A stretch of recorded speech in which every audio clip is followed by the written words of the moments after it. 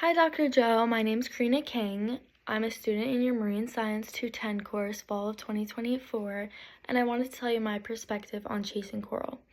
Also, my USCID is A7967761E.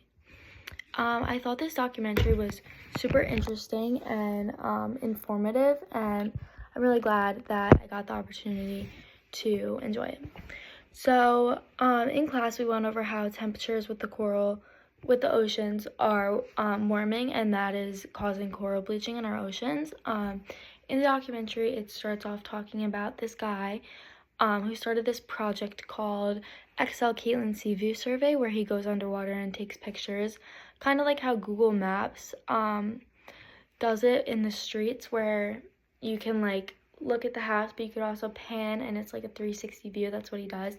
He takes 360-degree pictures of the ocean, and with this technology, people are able to do virtual dive without actually having to go in the ocean, which I think is amazing because it can show people what's going on without actually having to go into the ocean, because some people don't have the means or the opportunity to go in the ocean. It's also not something you just do every day.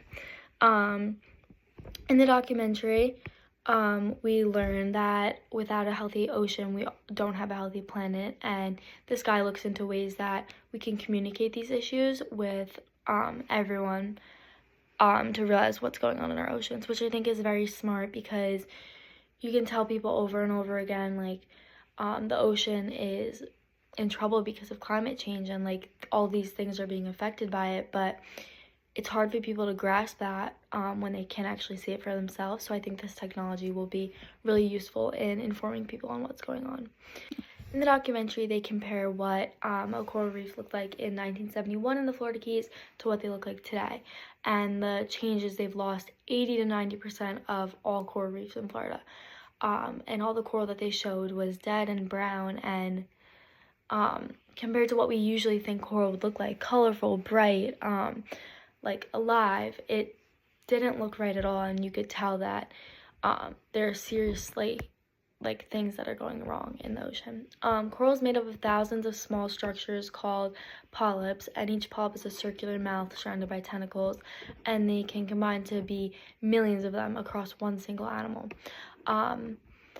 Inside of them, they have tissue, small plants or microalgae, and the plants that live inside of them photosynthesize, and animals use that for their food. They photosynthesize during the day, and coral can come in many different shapes and sizes. Some look like rocks, some come in millions of beautiful structures, they're colorful. They're very like diverse, and not all of them look the same. They then looked into a famous reef in the American Samoa called an airport reef, and the coral there was turning white, and they'd been there before and they'd taken pictures, so they wanted to go again to compare what it looked like 6 months ago versus now.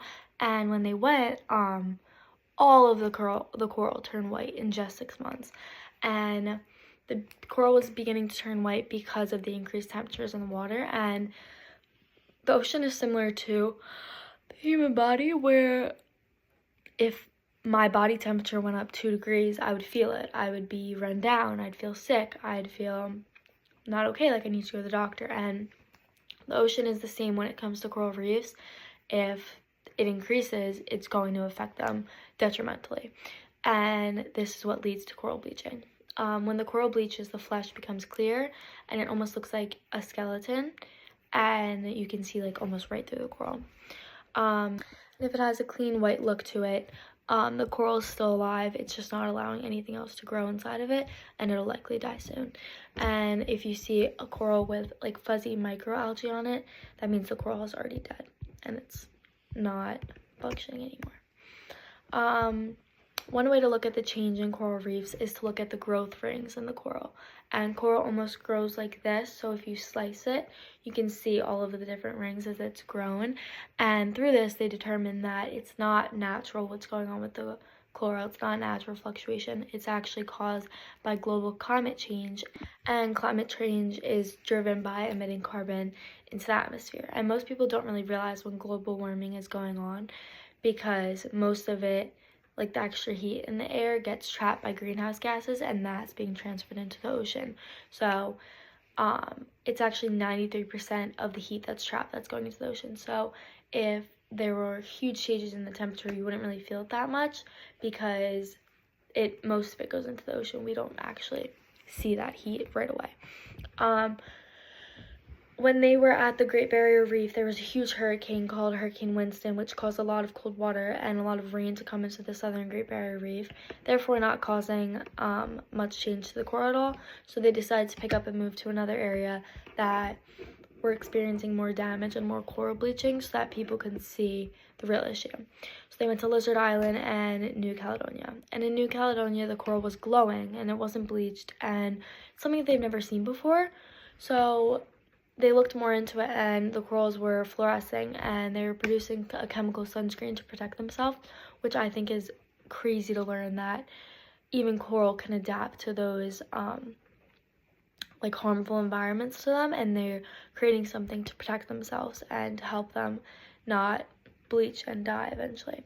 After documenting the Great Barrier Reef, most of the coral didn't even bleach, just died right away, which is crazy. And because of the climate change and everything going on, eventually coral reefs will not be able to keep up and adapt any longer, and the entire ecosystem will be gone.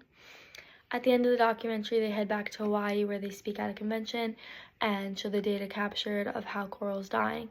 And 29% of the coral in the Great Barrier Reef died in 2016, which is crazy to think about because 8 years from then, I can't even imagine half the damage that's been done since then. It's sad, and I'm really glad that I got to watch this documentary. I feel like I learned a lot from it, and it's not something that I would normally just go and watch on my own. So I'm really grateful that I had the opportunity to inform myself more on it.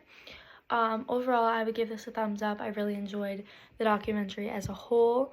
I thought that I learned a lot about not even just the ocean, but I found myself recognizing a lot of things that we talked about in class, like greenhouse gases and the climate change, and what else, coral, and how climate change is affecting our ocean, and even how the hurricane affects our ocean when it gets colder and stuff.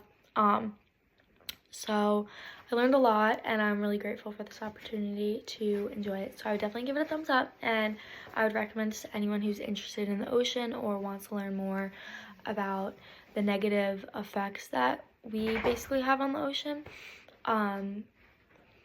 So yeah, I hope you enjoyed my video, and thank you so much for the opportunity to watch this. I'm super grateful for now being more informed than I was.